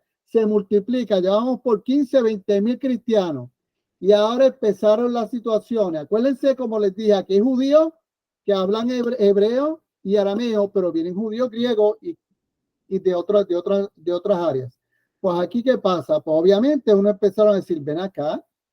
¿Y qué pasó? Que las viudas griegas las tienen abandonadas y están cuidando más que a las hebreas. Ah, no, eso no es justo. Y aquí empiezan a ver esas diferencias, ¿verdad? De manera que los 12 convocaron a todos los creyentes a una reunión y dijeron, miren, nosotros los apóstoles deberíamos ocupar nuestro tiempo en enseñar la palabra de Dios y no en dirigir la distribución del alimento. Es mucho trabajo. Vamos a tener que nombrar personas que se encarguen de esto. Y ahí, por lo tanto, hermanos, escojan a 7 hombres, pero entonces no puede ser cualquiera, que quede claro. Son personas que van a servir en las mesas, van a tener un servicio, no es un servicio menos que otro, van a servir en las mesas, van a servir a las viudas, van a servir a todo el que necesite, pero no puede ser cualquier persona. Dice, hombres que sean muy respetados, que estén llenos del espíritu y de sabiduría, a ellos les daremos esa responsabilidad. Entonces nosotros los apóstoles podremos dedicar nuestro tiempo a la oración y enseñar la palabra. Mire qué interesante. Vamos a nombrar hombres que sirvan en las mesas porque es demasiado mucho trabajo. Nosotros dediquemos a la oración, a la predica de la palabra, ¿verdad? Lo que ellos no esperaban era que dentro de esos hombres que iban a escoger, había uno que iba a hacer ambas cosas. No tan solo iba a servir en las mesas, sino iba a hacer lo que hacían los apóstoles. Que quede claro, va a haber un hombre que vamos a ver en breve, que no tan solo servía las mesas y lo hacía de manera excelente, sino que predicaba la palabra y hacía milagros y maravillas a tutiplén. Y ese es nada más y nada menos que el maravilloso Esteban. Dice, a todos les gustó la idea y eligieron a Esteban, un hombre lleno de fe y del Espíritu Santo. Yo no dudo que los demás que mencionaron también eran llenos de fe y del Espíritu Santo, pero ya vamos a ver por qué Esteban resaltaba dentro del grupo. A Felipe, Prócoro, a Nicanor, a Timón, a Parmenas y a Nicolás de Antioquía, quien anteriormente se había convertido a la fe judía. O sea que vemos personas que son judíos de nacimiento y otros que se convierten, como le habíamos dicho, eran proselitistas, se convirtieron luego. No tenemos detalles sobre ninguno de ellos, con excepción de Esteban, quien estaba lleno de fe y del Espíritu Santo. De hecho, hermano, este punto se me olvidó separarlo. Esto no es parte del versículo, esto es un comentario. De aquí en adelante. Estos 7 hombres fueron presentados ante los apóstoles, quienes oraron por ellos y le impusieron las manos. Y así que el mensaje de Dios siguió extendiéndose, el número de creyentes aumentó en gran número, en gran manera en Jerusalén. Hermano, espérese el momento, espérese. Miren lo que dice aquí. Esto no es poca cosa. Voy a leer lo que dice aquí. Dice el 7. Así que el mensaje de Dios siguió extendiéndose, ¿verdad? No se detuvo, el mensaje siguió extendiéndose. Aparentemente, la decisión que tomaron funcionó. Nosotros predicamos el evangelio, usted se dedica a la mesa. Nunca vemos después de ahí, nunca dice que se siguieron quejando porque las viudas griegas no recibían ayuda. No, parece que todo iba perfecto y todo funcionó. Pero miren algo importante que está ocurriendo aquí que es diferente. Dice, el número de creyentes aumentó en gran manera en Jerusalén, pero ¿quiénes se empezaron a convertir? Los sacerdotes. Hermano, ¿usted sabe lo que significa eso? ¿Usted sabe lo que significa eso? Si los sacerdotes judíos se empezaban a convertir, ellos se iban a empezar a dar cuenta que los servicios y su servicio al templo se iba a volver obsoleto. Hermanos, por eso le estoy diciendo, todo lo que estamos aprendiendo, el contexto es sumamente importante, sobre todo lo del templo. el servicio como sacerdotes en el templo se iba a volver obsoleto. Es como ocurre ahora con el AI, que ahora todo el mundo está asustado de que, ay, ahora la inteligencia artificial va a terminar haciendo mi trabajo. Pues algo así está pasando aquí. Los sacerdotes que servían en el templo, al convertirse a Cristo, pues ya se supone que entendieran que Jesús era el sacrificio perfecto y el servicio que acostumbraban a hacer en el templo estaba volviéndose obsoleto. Y ahora los sacerdotes empezaron a convertirse. O sea que la situación con el templo se estaba poniendo aún más difícil. Los sacerdotes se les estaban convirtiendo. Así que estamos viendo que la situación se está poniendo aún más tensa. Así que cuando viene Esteban, que vamos a verlo en breve, imagínense el contexto de lo que está ocurriendo con Esteban. Cuando Pedro y Juan fueron ante el concilio las primeras 2 veces, habían milagros, habían miles convirtiéndose, pero no dice que había muchos sacerdotes convirtiéndose. Cuando llegue Esteban, se están convirtiendo los sacerdotes. Así que la cosa se estaba poniendo cada vez más fuerte para el Sanedrín y para los líderes judíos. Así que vamos a ver entonces por qué ese contexto está importante en el caso de Esteban. Esteban, un hombre lleno de gracia y del poder de Dios, hacía señales, milagros asombrosos entre la gente. Ser un hombre que no tan solo servía las mesas, sino que hacía milagros, y en breve vamos a ver que su dicción y su oratoria es magistral. O sea, que era un hombre con un conocimiento de la palabra y con un desenvolvimiento en las escrituras inigual, una cosa espectacular. De verdad, consideran cuando Esteban se presenta al Sanedrín y hace su exposición, consideran como una de las exposiciones más magistrales, la cual resume de una manera magistral el Evangelio. El Antiguo Testamento te lo coge y te lo desmenuza de una manera magistral. Bueno, ya lo verán, porque eso es en el capítulo 7. Así que tenemos la expectativa de cómo este señor maneja ese Antiguo Testamento de una manera magistral. Entonces dice, cierto día unos hombres de la sinagoga de los esclavos liberados, así lo llamaban, comenzaron a debatir con él. Ok, vamos viendo. Ya Esteban empieza a resaltar, no tan solo empieza a resaltar, sino que ahora dice, vamos a empezar a probarle. Miren, así como hacían con Jesús, vamos a empezar a probarle. Y empezaban a debatir con él, y no debatía cualquiera, eran judíos conocedores de la ley. Dicen, judíos de Cirene, Alejandría, Cilicia y de la provincia de Asia. O sea que empezó a tener debates con ellos. Ninguno de ellos podía hacerle frente a la sabiduría y al espíritu con que hablaba Esteban. Ser un hombre con una sabiduría, con un entendimiento, con un conocimiento de las escrituras, era impresionante. De hecho, si a Esteban no lo hubiesen matado, hay quien dice que Esteban pudo haberse convertido en uno de los grandes evangelistas al nivel de Pablo. O sea, que era un hombre con todas, de verdad que las tenía todas, para ser un apóstol maravilloso.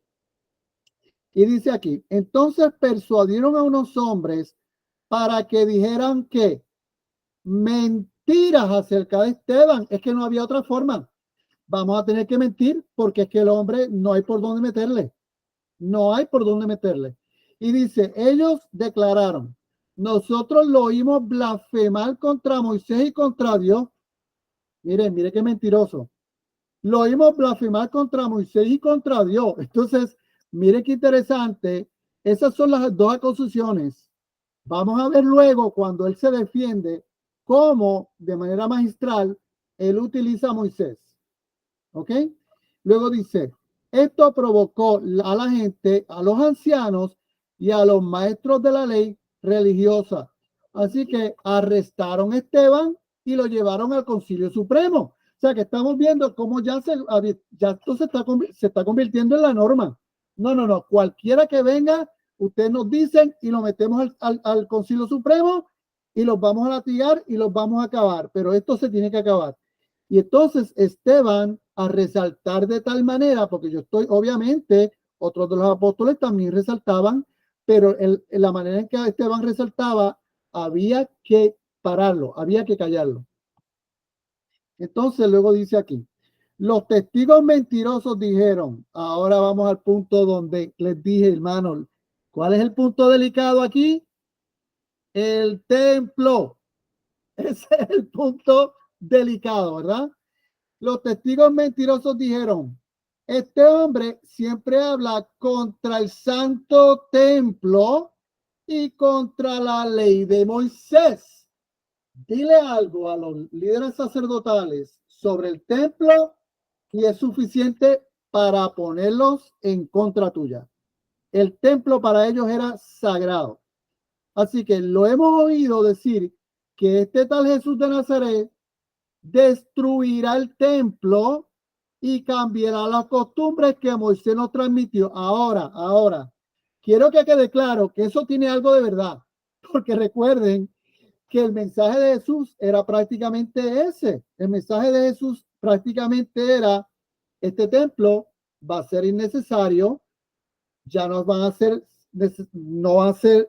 necesario llevar sacrificios, porque yo voy a hacer el sacrificio. Yo voy a llevar mi cuerpo, mi sangre será derramada. Es más, ellos tuvieron que restaurar el telón porque se rasgó de arriba abajo cuando muere Jesús. Ya no había por qué haber lugar santísimo, porque ya el lugar santísimo está ante la presencia de Dios y nosotros tenemos libre acceso ante la presencia de Dios a la hora de recibir a Jesús. Así que ya esto del templo, estos rituales, todo era completamente obsoleto, no era necesario. Así que en cierta manera sí tenían razón, pero acuérdense que para poder poner a ellos en contra de Esteban o de cualquier apóstol, lo único que tú tenías que decir es que esta persona dijo algo en contra del templo y ya eso sería suficiente. En este momento, todos los del Concilio Supremo fijaron la mirada en Esteban porque su cara comenzó a ¿qué? A brillar como la de un ángel, hermano. Hermanos, recuérdenme en qué otro momento algún siervo de Dios le brilló la cara. Cuénteme, ¿cuál? ¿A quién le brilló la cara? A Moisés. Aleluya, hermano. A Moisés. Moisés llegaba ante la presencia de Dios y cuando bajaba ante el pueblo tenía que ponerse un velo porque no podía resistir el brillo que salía de su rostro. Y es interesante, hermano, cómo la manifestación de Dios era tan poderosa en Esteban que aún señales sobrenaturales como esta, como el rostro le brillaba, era algo que ellos no podían negar. Era una evidencia tan clara de que el poder de Dios estaba con él, que aún ese momento era tan palpable que la presencia de Dios andaba con ese hombre. Así que para poder levantarse en contra de ese hombre, oh hermano, usted va a ver lo que va a pasar. Usted va a ver lo que va a pasar en el siguiente capítulo para que vea cómo el concilio fue capaz de hacer lo que hizo con este pobre hombre. Pero digo pobre hombre porque es un hombre de Dios, pero un hombre inocente, completamente inocente, que venía a llevarles el evangelio una vez más. Esteban, hermano, cuente las oportunidades que le está dando Dios al pueblo de Israel y al concilio. Lleva 2 con Pedro y 1 con Esteban. La vamos a ver en el capítulo 7. 3 oportunidades. Se poncharon en la primera, se poncharon en la segunda y vamos a ver lo que va a ocurrir en la tercera. Por ahí, Carlos Pino levantó la mano. ¿Qué pasó, Carlos? Cuéntanos. Sí, no, hablando de lo que estamos hablando, que de Moisés y todo, también vemos que cuando en la transfiguración, vemos en Lucas 9:29, ¿no? Ajá. Cuando Jesús ahí dice que Mientras oraba, su rostro se transformó y su ropa se tornó blanca y radiante. O sea, también hubo, radiaba lo que, o sea, su rostro, ¿no? Sí, sí. Gracias, gracias por recordarnos eso, Carlos. Es verdad. En la transfiguración, todo su rostro se transformó, todo. También, Exactamente. también cuando Jesús se apareció a los discípulos después de haber resucitado, dice que estaba en una condición donde lo que podían ver era luz a través de él. Él logró, él traspasaba paredes, él se presentaban a ellos, a los discípulos pensaban, pues llegaron a pensar que era un fantasma. O sea que vemos otras evidencias donde la luz de Cristo se manifiesta a través de esos cuerpos, y en el caso de Esteban no fue la excepción. El Espíritu Santo estaba en él, de tal forma que su rostro resplandecía. Alguien más, hermano, alguien más. Daniel. Sí, mira, ese versículo 14 es tremendo, ¿no? Porque el mensaje de Jesús era tan desafiante, ¿no? Y Ajá. tan, digamos, poco entendido, ¿no? Aunque después sus discípulos bueno, lo llegaron a entender. Pero Jesús mismo había declarado de que su cuerpo mismo era ese templo que sería destruido y levantado después de 3 días, ¿no? Entonces ese mensaje era pues muy, muy, muy desafiante, muy, muy tremendo, no solamente para sus propios discípulos, sino también para el resto, ¿no? de los judíos, más aún para los fariseos. Sí, sí, o sea que Jesús no tenía ningún reparo en decir comentarios que provocaran, porque decir un comentario como ese, y de hecho lo dijo casi en las postrimerías de su evangelio, donde él dice, sin ningún tipo de reparos ni explicaciones, este templo será destruido y será levantado al tercer día. O sea, fíjense cómo él no explica ni siquiera. Los discípulos se quedan sorprendidos y luego los discípulos entendieron a qué se refería luego de verlo resucitado, pero fue el momento donde Jesús provocó. Y de hecho, cuando leemos las razones por las que llevaron a Jesús a la cruz, dice la palabra que ellos buscaron muchas razones, pero la única que lograron hacer clic para llevarlo a la cruz fue: este hombre quiere destruir el templo. Bien claramente dice que esa fue la acusación mayor que pudieron utilizar para llevar a Jesús a la cruz.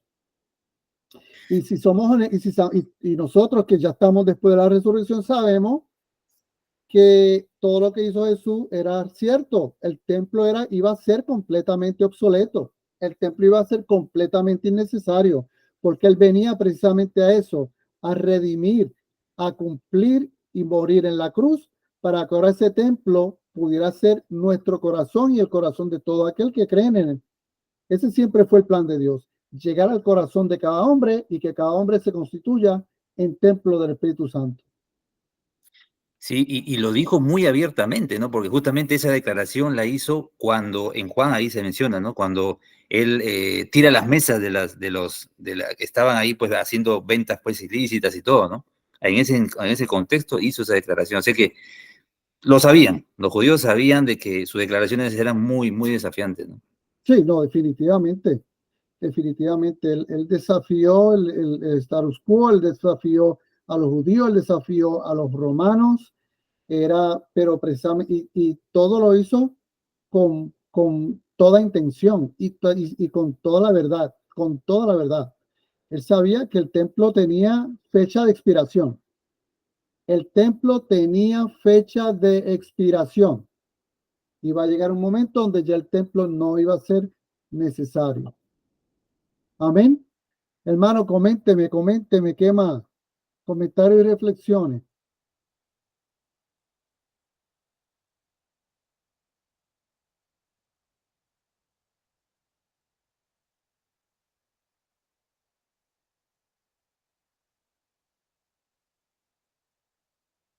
Aunque ya más o menos los comentarios los hemos ido haciendo durante la clase,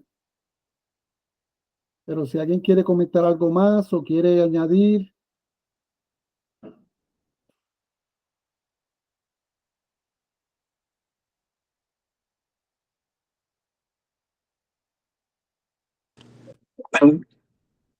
Carlos. Sí, yo, basado en lo que me acordé ahorita que está hablando un comentario que es muy importante que, bueno, como seres humanos cometemos errores y todo, como tú dijiste al principio, pero el Señor es un Dios que nos da oportunidades, como Pedro le dio la oportunidad también cuando estaba lleno del Espíritu Santo, le dijo a Ananías y también a Zafira. Entonces ahí es para reflexionar que el Señor es un Dios de oportunidades, que a todo momento, solamente la gracia de Él es el que nos mantiene a nosotros. Entonces el Señor cada día nos da oportunidades para buscarlo a Él y ser obediente, ¿no? En los caminos que Él nos ha encomendado a cada uno de nosotros. Entonces es una reflexión de que el Señor es de oportunidades para cada uno de nosotros. Amén, amén, amén. Sí, de verdad que cuando leemos cómo se mueve el Espíritu Santo durante este tiempo, sobre todo cuando leemos el libro de Hechos, y vemos que de verdad que hay que tener mucho respeto por el Señor. Tenemos que apreciar esta salvación, hermanos, con temor y temblor. Esta salvación hay que apreciarla, hay que amarla, hay que darle gracias al Señor por todo lo que Él ha hecho y por todo lo que seguirá haciendo. Pero hermanos, de hecho, una de las cosas que también ministra muchísimo en el libro de Hechos, hermanos, es que es la misericordia que tuvo Dios para que nosotros recibiéramos el Evangelio. O sea, cuando usted compara por lo que pasaron los judíos, por lo que luego eventualmente el Señor quiso hacer con nosotros los gentiles, de verdad que el hecho de haber recibido el Evangelio es un privilegio de parte de Dios y la misericordia, de verdad que el amor de Dios se revela en todo. Y es como estábamos hablando, el caso de Ananías y Zafira, cualquiera podría decir que Dios fue un poquito, se le pasó la mano con Ananías y Zafira, pero la verdad que cuando vamos al contexto, cuando vamos viendo lo que ocurre, así como decía Mirna, mira, no, ellos tuvieron oportunidad, la gracia de Dios estuvo con ellos, la misericordia de Dios estuvo con ellos no tenían por qué haber hecho lo que hicieron, y sobre todo en un momento donde Dios se estaba moviendo con el poder que se estaba moviendo, o sea, no tenían justificación. Y bueno, por ahí está Ricardo. Sí, adelante, Ricardo. Sí, que va mucho con la última parte que usted estaba comentando, y es que a veces como cristianos, y marcándonos el contexto que estaba pasando, cuando está pasando tantos milagros, cuando está pasando tantas cosas de Dios obrando en nuestra vida, estoy poniéndolo ya en el contexto de nosotros, a veces olvidamos que de dónde salimos. Es como que cuando voy de gloria en gloria, como olvido quién es el Dios de esa gloria. Entonces es como que cuando tú ves el ejemplo de Ananías y Zafira, si tú vas al contexto, el capítulo antes y demás, puedes darte cuenta que Dios se estaba moviendo de manera increíble. En el capítulo 4 al final dice que el Espíritu Santo vino sobre ellos y le dio poder para seguir diciendo los milagros y seguir hablando sin temor. Entonces después pasa en el contexto a hablar de todo lo que estaba pasando dentro del pueblo, que vendían todas sus propiedades y demás. Entonces estás viendo cómo Dios está obrando en medio tuyo, en tus personas semejantes a ti, cómo Dios está haciendo cosas increíbles, que eso es gracia. Eso ellos no se lo merecían, ellos no hicieron absolutamente nada para merecer eso. Eso fue gracia completamente del poder del Espíritu Santo obrando a través de ellos. Entonces, si ya cuando tú llegas a ese momento en que Ananías y Zafira engañan a Dios, básicamente lo que Ananías y Zafira están diciendo de manera explícita, con otras palabras, es que la gracia de Dios a ellos no le importaba. Entonces es como que la gracia de Dios ya estaba con ellos desde mucho antes, con todo lo que estaba pasando alrededor de ellos, porque ninguno de ellos se merecían absolutamente nada de lo que estaba pasando. Y era el poder y la misericordia de Dios mediante el Espíritu Santo. Entonces es un fragmento difícil de leer, es un pasaje que es complicado de leer, pero si miras el contexto, realmente Dios está mostrando su amor desde mucho antes que llega a ese momento. Y es una muestra también de que, como que la mayoría nos mencionaron, de la santidad de Dios y de la pureza de Dios, que Dios es más importante que todo lo que está pasando. No es el milagro que Dios da, sino Dios está magnificando su presencia en ese pasaje. Es lo que yo considero. Wow, gracias, Ricardo, gracias, verdad que sí. Me encanta eso que dice en cuanto a la gracia. en cuanto el apreciar la gracia y la misericordia de Dios para nuestras vidas. Y tienes toda la razón. O sea, Ananías y Zafira tiraron en tierra esa gracia. O sea, el haber hecho lo que hicieron fue completamente no tener ningún respeto por lo que estaba ocurriendo allí. O sea, ellos están viendo con sus propios ojos la manifestación de Dios. Ellos están viendo cómo el amor de Dios se mueve a través de los hermanos, y ellos tiraron eso en tierra simplemente por una simple apariencia, por una avaricia, por algo que no tenía nada que ver, que ningún fruto. Y de verdad que ellos, obviamente, ellos tiraron en tierra la gracia y la misericordia de Dios. Y tú tienes toda la razón. O sea, ya han venido ocurriendo unas cosas antes de ese punto donde ellos están palpando la manifestación y el poder de Dios. Están viendo la gracia, están viendo el poder. Nada de lo que ellos tenían, ellos lo merecían. Ninguno de ellos había trabajado para lo que estaban recibiendo, y estaban viendo la gracia de Dios, la manifestación. O sea, ¿qué necesidad hay? Por eso fíjense la entonación de Pedro cuando se lo menciona. Me encanta, Ricardo, lo que tú dices, porque eso le da más peso a la entonación que usa Pedro cuando lo confronta. Fíjense que la entonación que usa Pedro, la vemos por aquí. ¿Cómo pudieron ustedes dos siquiera pensar en conspirar para poner en prueba el espíritu? O sea, él está hablando en ese tono de cómo fueron capaces. O sea, él está indignado. Él dice, pero ¿cómo pudieron ustedes dos siquiera pensar en conspirar para poner a prueba el Espíritu de Dios? O sea, es la indignación ante un Dios que se está mostrando con toda su magnificencia, con todo su poder, con toda su gloria, y ustedes son capaces de guardar su dinero. No. ¡Pum! Cae muerto. Porque, o sea, es eso, es la indignación de ver cómo ellos reaccionan ante eso.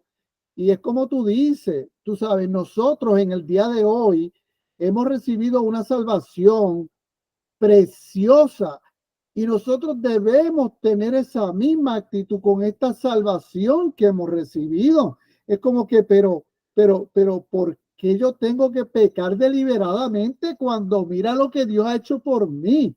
O sea, yo debo estar agradecido a Dios, y esta salvación me debe acercar más a Dios, apoyarme más en Él, confiar más en Él, para poder seguir viviendo una vida que le agrade al Señor. Vivir mi vida santa, evitar el pecado a toda costa y buscarme y acercarme a Dios. ¿Ven? Y eso Ajá. Y disculpa que te interrumpa, y el ejemplo más claro de eso es el mismo Pedro, cuando después le caen a golpe y él sale diciendo que contento de que hayan dado golpe. Es la misma actitud del corazón de decir, yo no soy absolutamente nada. Cuán alegre estoy yo, cuán contento de que me golpeen, que me latiguen por el nombre de Jesús. Esto es un privilegio, es un honor para ellos. Era la actitud correcta del corazón, en contraparte de la actitud incorrecta de Ananías y Zafira. Exacto. O sea, que vemos ahí esa actitud y esa motivación, hermanos, que independientemente de que a uno le encanta ver los milagros, las maravillas y todo lo que está ocurriendo en ese entonces, y uno ve eso y uno dice, ay, cuánto quisiera yo estar allí y ver tantas cosas. Y obviamente Dios hace milagros en nuestras vidas todos los días, pero ver la actitud con que ellos se movían y hacían todo lo que hacían, eso es lo más importante aquí.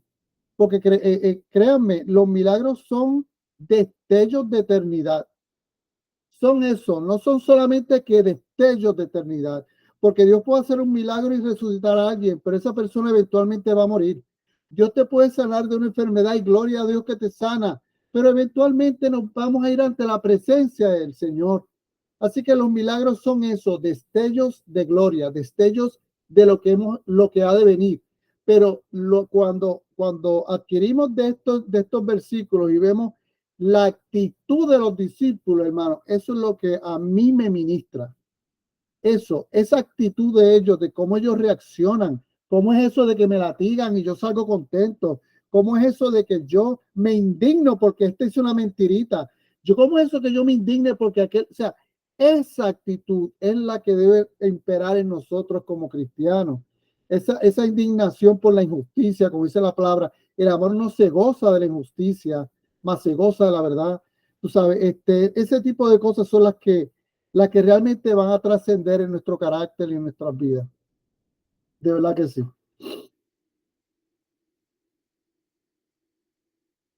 Hermanos, van a ser las 9 y esto está buenísimo, pero yo creo que esto, hermano, yo se los dije, esto se pone mejor. De verdad que, tal y como dice Ricardo, le metimos mano a unos versículos muy difíciles, que son los de Ananías y Zafira. Pero, hermano, para Dios no es nada imposible. Hemos sentido el Espíritu Santo aquí mientras estamos discutiendo esto, y de verdad que hemos salido sumamente edificados de todo lo que hemos aprendido aquí con estos versículos. El capítulo 5 y el 6 del libro de Hechos. Así que, hermano, déjenme ir al final para ver la asignación que habíamos dicho. La tarea era, aunque aquí la tarea ahora va a ser leer el capítulo 7 y 8 del libro de Hechos. Y entonces había una tarea que habíamos puesto en la clase pasada. Yo incluí 2 preguntas, pero esas 2 preguntas eran del capítulo 7. Esta pregunta decía: ¿no cree que el Espíritu Santo se excedió o le pasó a Ananías y Zafira? No. ¿Acaso no cometemos pecados similares y no nos pasa lo que a ellos? Es verdad, pero acuérdense que el tiempo en que ellos vivían, el momento histórico que ocurrió, esto había de pasar, y era, sobre todo, se puede haber leído el contexto. ¿Qué provocó en la iglesia semejante tragedia? Bueno, provocó más milagros, más maravillas, que el evangelio creciera aún más y que el evangelio se expandiera aún más. Tarea de hoy: ¿qué podemos observar en la defensa de Esteban ante el concilio? Es el capítulo 7, cómo el Señor transformó en bien para su reino la sangre derramada de Esteban y qué provocó la persecución. Son 3 preguntas que podemos ir fijándonos cuando leamos el capítulo 7 y 8. Y, hermano, el calendario lo sigo cambiando, pero, hermano, acuérdense que dice aquí tentativo, ¿ok? Así que hoy cubrimos el 5 y el 6. Recuerda que yo había estipulado más o menos que en 12 reuniones lo íbamos a terminar, pero me estaba dando cuenta que estamos cada clase discutiendo 2 capítulos. Así que se me está haciendo muy difícil discutir 3 capítulos en una reunión. Así que lo que hice fue moverlos todos de 2 capítulos en 2 capítulos, el último hacerlo de 3, y así ahora la clausura, en lugar de 12, vamos a tener 16. Así que sería después yo diría que después le digo la fecha, pero sería para quizá a principios de septiembre podríamos terminar, si Dios lo permite. Ok, hermano. Así que, bueno, oramos y terminamos por hoy. Déjenme terminar con la grabación por aquí.